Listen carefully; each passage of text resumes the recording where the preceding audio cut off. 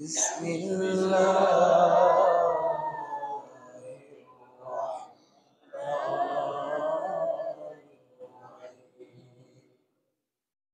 يا أيها الذين آمنوا كتب عليكم الصيام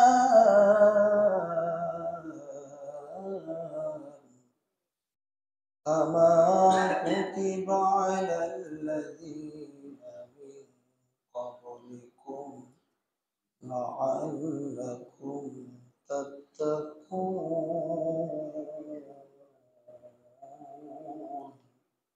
صدق الله مولانا العظيم وقال النبي صلى الله عليه وسلم من صمت نجا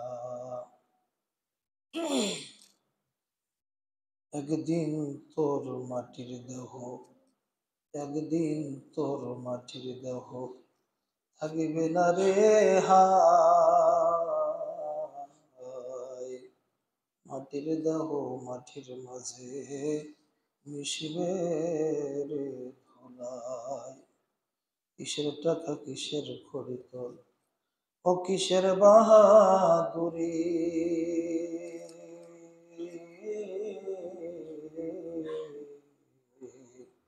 সঙ্গে তোমার কেউ যাবে না পুরুষ কিংবা নারী আল্লাহুম্মা সাল্লি আলা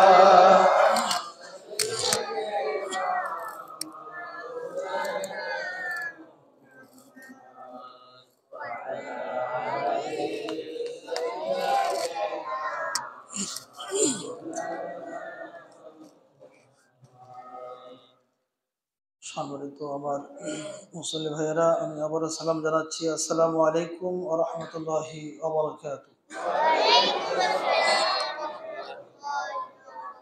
আপনারা সকলে কেমন আছেন? আলহামদুলিল্লাহ, আল্লাহ রাব্বুল আলামিন আমাকে ভালো রেখেছেন, আমাদের সকলকে ভালো রেখে মহব্বত করে যে মনিব, যে রব্বি কারীম আমাদেরকে জুমার দিনে তারই গোলামি করার জন্য, তারই দাসত্ব করার জন্য আমাদেরকে তারই ঘরে এনেছেন। এই জন্য তার দরবারে আমরা জোরে সোরে শুকরিয়া জানাচ্ছি, সকলে বলছি আলহামদুলিল্লাহ।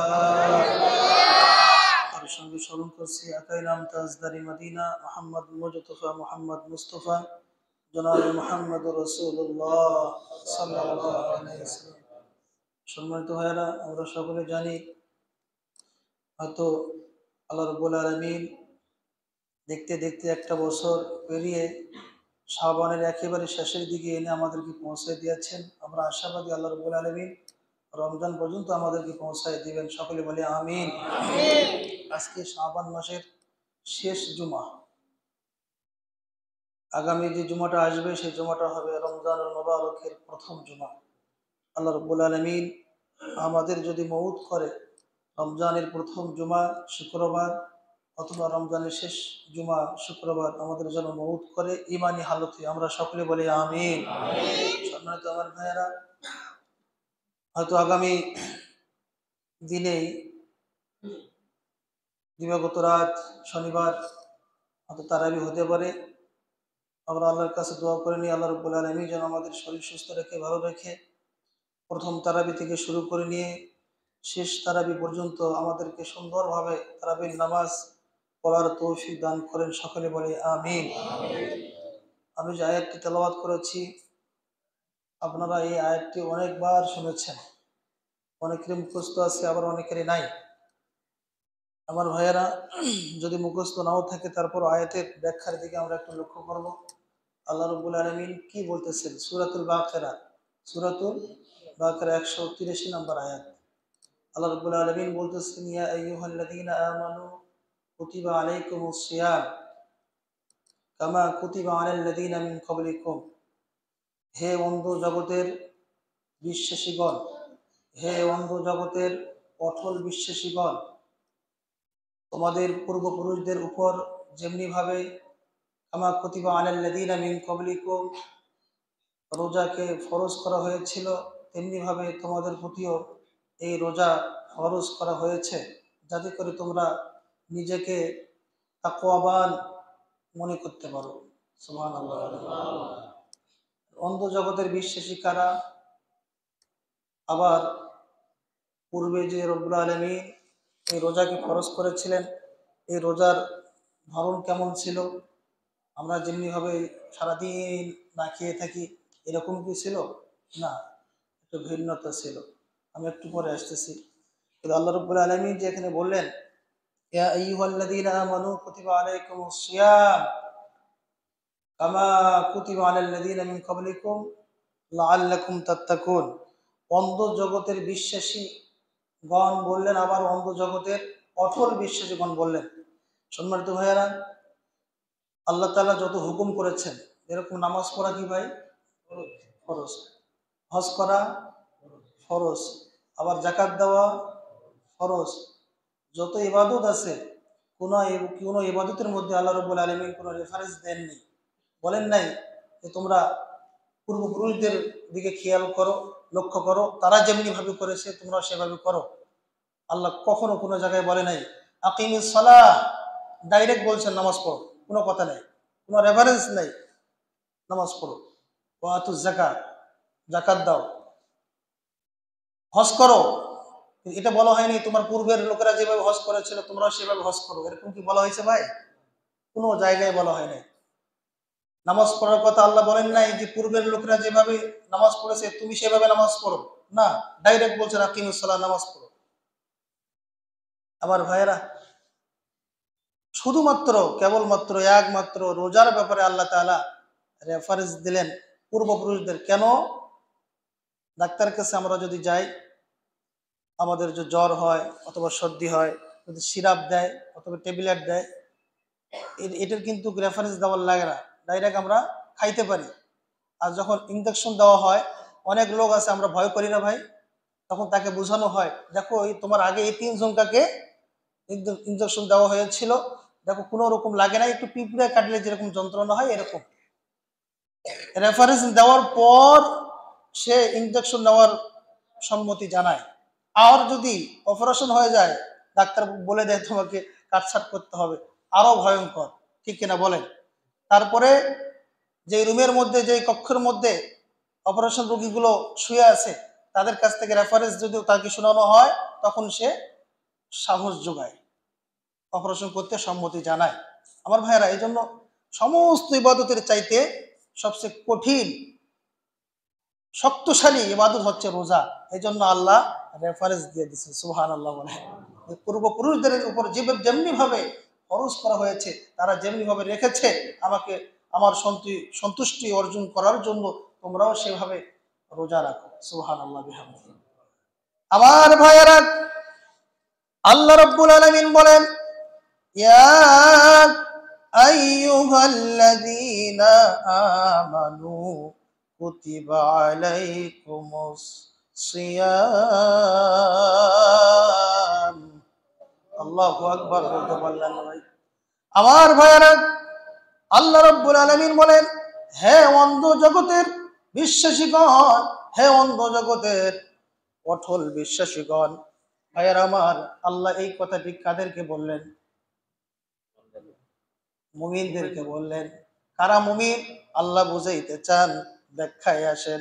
আল্লাহ বলেন, অ পৃথিবীর মানুষ, অ অন্ধ জগতের বিশ্বাসী, তোমরা কবরের আযাব দেখো নাই, অথচ বিশ্বাস করো, কবরের শান্তি দেখো নাই, বিশ্বাস করো, জাহান্নাম দেখো নাই, বিশ্বাস করো, জান্নাত দেখো নাই, বিশ্বাস করো, আমাকে দেখো নাই, বিশ্বাস করো, ফুলসিরাত দেখো নাই, আমাকে বিশ্বাস করো, আমার কথাকে বিশ্বাস করো, হাসর দেখো নাই, হাসরের কথা বিশ্বাস করো, নবীকে দেখো নাই, নবীর কথা বিশ্বাস করো।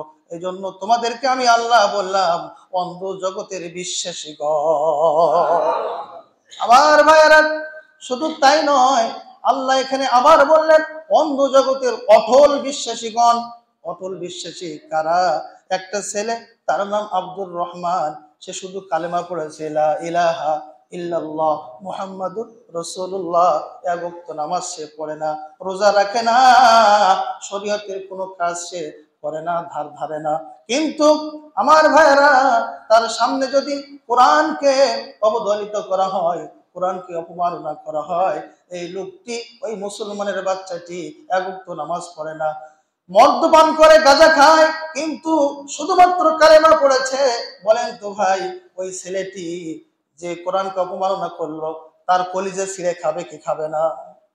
কারণ সে নামাজ পড়তে না পারে, রোজা রাখতে না পারে, সে মদ পান করতে পারে, কিন্তু সে কালেমা পড়েছে। আমার আল্লাহকে সে বিশ্বাস করে, জান্নাতকে বিশ্বাস করে, জাহান্নামকে বিশ্বাস করে। এই জন্য আল্লাহ বলতেছে, হে অন্ধ জগতের অটল বিশ্বাসীগণ, সুবহানাল্লাহ। এই অটল বিশ্বাসী সে, যে কোনো ইবাদত করে না, আল্লাহর হুকুমও মানে না, শুধু কালেমা পড়েছে। অথচ আল্লাহর কোরআনকে কেউ যদি অসম্মান করে, অপমাননা করে, সে সহ্য করতে পারে না। আল্লাহু আকবার। তাদেরকেও লক্ষ্য করে আল্লাহ বলতেছেন, হে অটল বিশ্বাসীগণ, পূর্বপুরুষ যেমনি ভাবে রোজা রেখেছিল, তেমনি ভাবে তোমরা রোজা রাখো। আমার ভাইয়েরা, আমি বুঝাইতে চাই যে গোটা পৃথিবীর মধ্যে যত মানুষ আছে, আল্লাহ রাব্বুল আলামিন কিন্তু সবাইকে লক্ষ্য করে, সকলকে লক্ষ্য করে, ইয়া আইয়ুহান নাস, হে মানুষ সকলকে কিন্তু আল্লাহ বলেছেন। শুধু মুসলমানের জন্য কিন্তু কোরআন নয়, হিন্দু, বৌদ্ধ, খ্রিস্টান, যত ধর্ম আছে, বর্ম আছে, সবার জন্য করে আল্লাহ রাব্বুল আলামিন কোরআনুল কারীম নাযিল করেছে। সুবহানাল্লাহ। তোমরা এখান থেকে শিক্ষা নিয়ে জীবনকে উন্নতি করো। আমার ভাইয়েরা, আমরা যেমনি ভাবে রোজা রাখি, সমস্ত ইবাদতের চাইতে কষ্ট, কিন্তু আমরা রোজা রাখার পরে অনেকে বলি, হুজুর না, রোজা রাখলে কি আবার কষ্ট হয়? কেউ কেউ আবার বলে যে কষ্ট কথা বললেই নাকি রোজা ভেঙে যাবে, তাই না ভাই? অথচ আল্লাহ রাব্বুল আলামিন নিজেই বললেন, সব ইবাদতের চাইতে রোজাটা হলো কষ্টকর। এই জন্য এই রোজার পুরস্কার আমি আল্লাহ নিজ হাতে দিব। সুবহানাল্লাহ। কোন ইবাদতের পুরস্কার আমি নিজ হাতে দিব এটা বলি নাই। ফেরেশতাদের মাধ্যমে দিব, জিবরাইলের মাধ্যমে দিব, হুরের মাধ্যমে দিব, কিন্তু রোজার পুরস্কার শুধুমাত্র আমি আল্লাহ নিজ হাতে দিব। সুবহানাল্লাহ। আমার ভাইয়েরা, আল্লাহ তাআলা বললেন এখানে, কামা কুতিবা আলাল্লাযীনা মিন ক্বাবলিকুম, তোমাদের পূর্বপুরুষ যেমনি ভাবে রোজা রেখেছিল। বলেন তো তারা কেমনি ভাবে রোজা রেখেছিল? আমরা কিন্তু কেউ জানি না, শুধু আয়াতের অর্থ জানি।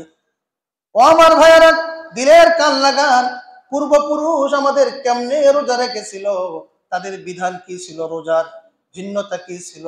হযরত জাকারিয়া আলাইহিস সালাতু ওয়াস সালাম, হযরত ইয়াহইয়া আলাইহিস সালাতু ওয়াস সালাম, হযরত মারইয়াম আলাইহিস সালাতু ওয়াস সালামের জামানায় আল্লাহ রাব্বুল আলামিন যে রোজা দিয়েছিল, সেই রোজার ধরন ছিল সারা দিন খাবে, সকালে খাবে, দুপুরে খাবে, রাতে খাবে, কিন্তু তাদের ধরন ছিল ফজরের নামাজের পর থেকে নিয়ে মাগরিব পর্যন্ত তারা কথা বলতে পারবে না।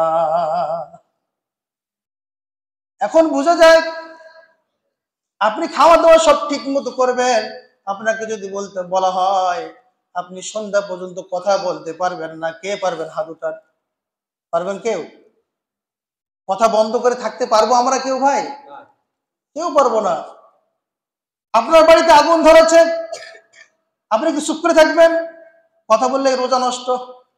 আপনার ছেলে অসুস্থ হয়েছে, আপনার কেউ মারা গেছে, আপনি চুপ করে থাকতে পারবেন না, কথা বলতেই হবে। কথা বললেই রোজা শেষ। রোজা থাকার ধরন। আমার ভাইয়েরা, তাহলে বুঝে গেল, না থাকা সহজ, কিন্তু কথা না বলে থাকা সহজ নয়, ঠিক কিনা বলেন? তাহলে বুঝে গেল এটার চাইতে আল্লাহ আরো আমাদেরকে সহজ করে দিয়েছে।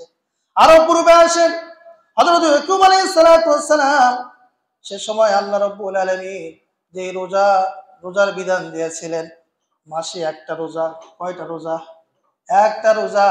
সেই রোজার ধরন ছিল ফজরের নামাজের পর থেকে নিয়ে শুয়ে থাকবে আর সূর্যের দিকে লক্ষ্য করবে, সূর্য উঠবে।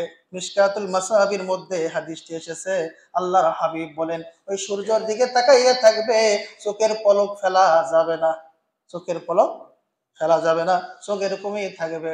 সূর্য উঠবে, আস্তে আস্তে জিহ্বাকে বাইর করতে হবে। সূর্য যখন একেবারে সোজাসুজি দাঁড়িয়ে যাবে, জিহ্বাও গোটাটা বাইর হয়ে আসবে। সূর্য যখন পশ্চিম দিকে সূর্যাস্ত হবে, ডুবে যাবে, আস্তে আস্তে করে জিহ্বাও ডুবে যাবে, কিন্তু সূর্য ডুবার আগ পর্যন্ত চোখের পলক ফেলা যাবে না। কে পারবেন হাত উঠান? একটা রোজার মাধ্যমে আমার আল্লাহ তাদের প্রতি সন্তুষ্ট হয়েছে। সমস্ত রোজার যে বিধান ছিল, ধরন ছিল, সব ধরনের চাইতে আমার আল্লাহ আমাদের জন্য সহজ করে দিয়েছে। সুবহানাল্লাহর আওয়াজটা আর একটু জোরে বলবেন আমার ভাইয়েরা। সাথে সাথে আল্লাহ বলেছেন, ও পৃথিবীর মানুষ, ও অন্ধ জগতের বিশ্বাসীগণ, তোমরা রোজা যদি রাখতে পারো, এই রোজা রাখার পরে তোমাদের পাকস্থলী থেকে, তোমাদের লিভার থেকে একটা গন্ধ বাইর হবে। একটা বাসিয়া মুখে থাকলে যেমনি গন্ধ বাইর হয়, এরকম গন্ধ না। ব্রাশ না করলে যেরকম গন্ধ বাইর হয়, এরকম গন্ধ না। একটা বিশ্রী গন্ধ ভিতর থেকে আসবে। তোমরা মনে করবা আল্লাহর হাবিব বলেন, ওই রোজাদারের মুখ থেকে যে গন্ধটা বাইর হয়, আমার আল্লাহ বলেন ওই গন্ধ আমি আল্লাহর কাছে মিশকো আম্বারের চেয়ে উত্তম। আর শুধুমাত্র কেবলমাত্র একমাত্র আমাকে রাজি খুশি করার জন্য যারা রোজা থাকবে, ওই রোজাদারকে আমি আল্লাহ কিয়ামতের ময়দানে কঠিন মুসিবতের দিনে জান্নাত দেওয়ার পরে আমি একটা বিশাল আয়োজন করব। সুবহানাল্লাহ। বিশাল একটা গ্যাদারিং করব, করার পরে এখানে শিল্পী রাখবো হযরত দাউদ আলাইহিস সালাতু ওয়াস সালামকে। সুবহানাল্লাহ। দ্বিতীয় শিল্পী থাকবে আমাদের নবী, বিশ্ব নবী মুহাম্মদুর রাসূলুল্লাহ সাল্লাল্লাহু আলাইহি ওয়াসাল্লাম। বড় গ্যাদারিং করার পরে আল্লাহ রাব্বুল আলামিন হযরত দাউদ আলাইহিস সালাতু ওয়াস সালামকে সামনে রাখবেন, আল্লাহর নবীকে সামনে রাখবেন, আল্লাহ পর্দার আড়ালে থাকবেন। আল্লাহ রাব্বুল আলামিন বলবে, তোমাদের কি মন চায় না কোরআনুল কারীমের শান্তি মজা নেওয়ার জন্য? সুবহানাল্লাহ। আমার ভাইয়েরা বলেন তো দেখি, এই সামনে যে মাসটা, এই মাসটা কিসের মাস? কোরআন নাজিলের মাস। এজন্য আল্লাহ রাব্বুল আলামিন তাদেরকে বলবেন, তোমরা রমজান মাসে কোরআনুল কারীম পড়েছো, রমজান মাসে বেশি বেশি ইবাদত করেছো, রাত্রি জেগে ইবাদত করেছো, রাত্রি তোমার পক্ষে সাক্ষী দিবে, দিনের রোজা তোমার পক্ষে সাক্ষী দিবে, কোরআনুল কারীম তোমার পক্ষে সাক্ষী দিবে। এই তিনটা সাক্ষী যদি আমার সামনে হাজির হয়ে যায়, আমি আল্লাহ তোমাদেরকে উপহার দেওয়ার জন্য, পুরস্কার দেওয়ার জন্য আমি আল্লাহর প্রতি ওয়াজিব হয়ে যাবে। আমার ভাইয়েরা, সকল জান্নাতীরা রোজাদারেরা বলবে, আল্লাহ আমরা কোরআনের মজা নিতে চাই।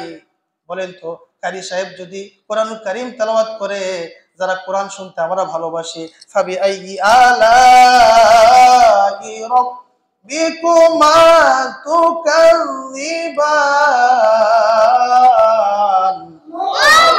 এরকম কারি সাহেবরা যখন কোরআন তেলাওয়াত করে, দিলের মধ্যে ঠান্ডা তৃপ্তি লাগে কি লাগে না? বলেন। আমার ভাইয়েরা, অনেক লোক আছে হিন্দি গান বোঝে না, কিন্তু কানের মধ্যে হেডফোন লাগাইয়া দিয়া হিন্দি গান শুনে। যদি জিজ্ঞাসা করা হয় এখানে কি বললো হিন্দি দিয়া, সে বলে হুজুর আমি কিচ্ছু বুঝি না। তাহলে শোনো কেন? বলে মজা লাগে। বলে কি বলে না? আমার ভাইয়া, কোরআন না পড়তে জানলেও এমন লোক আছে কোরআন শুনলে তাকে মজা লাগে। এরকম লোক আছে না নাই? সকলে বলবে, আল্লাহ আমরা কোরআন শুনতে চাই। হযরত দাউদ আলাইহিস সালাতু ওয়াস সালামকে পড়তে বলা হবে, সে তাহা মা আনজালনা আলাইকাল কুরআনা লিতাশকা, সূরা তাহা তিনি পড়া আরম্ভ করে দিবেন। শেষ আয়াত যখন তিনি পুরা একটা টান দিয়ে শেষ করবেন, সবাই আল্লাহু আকবার বলে 10,000 বছর ধরে ওই কোরআনুল কারীম সূরাতুত তাহার তৃপ্তি শান্তি তারা 10,000 বছর ধরে নেবে। আমার ভাইয়েরা, আল্লাহর নবীকে দ্বিতীয়বার আনা হবে। আল্লাহর নবী এসে সূরাতুল ইয়াসিন তেলাওয়াত করবে, সূরাতুল ইয়াসিন শেষ করে দিবে। ইন্নামা আমরুহু ইযা আরাদা শাইআন আইয়াকুনা লাহু কুন ফায়াকুন ফাসুবহানাল্লাযী বিয়াদিহি মালাকুতু কুল্লি শাইইন ওয়া ইলাইহি তুরজাউন।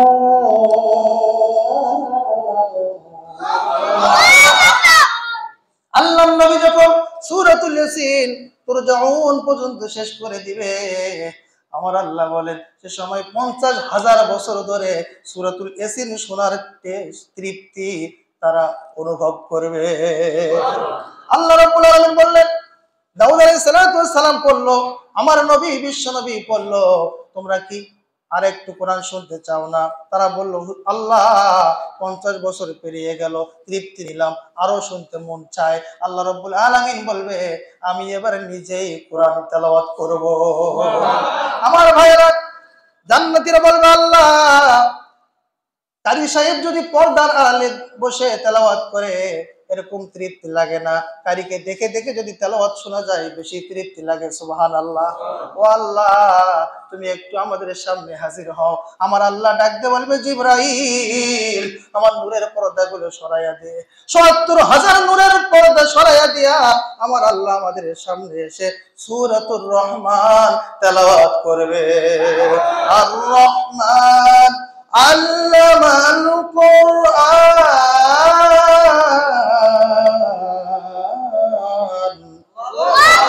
আল্লাহ রাব্বুল আলামিন যখন সূরাতুর রহমান তেলাওয়াত করবে, জান্নাতীরা, রোজাদারেরা বেহুশ হইয়া ১,০০,০০০ বছর ধরে তারা ওই তৃপ্তি সূরা রহমানের নেবে।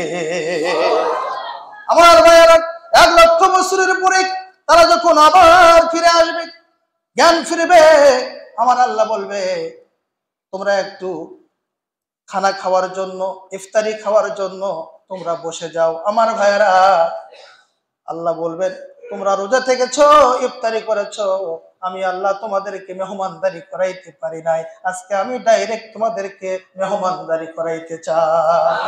সমস্ত জান্নাতি হুরদের হাতে দিয়ে আল্লাহ রাব্বুল আলামিন, একটা হুরের মধ্যে 2টা করে দস্তরখানা থাকবে, এক একটা দস্তরখানার মধ্যে 70 আইটেমের খাদ্য থাকবে।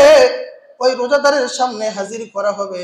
সব হাজির করার পরে আল্লাহ বলবে, কুলু ওয়াশরাবু, তোমাদেরকে খানা দেওয়া হয়েছে, তোমরা খাও।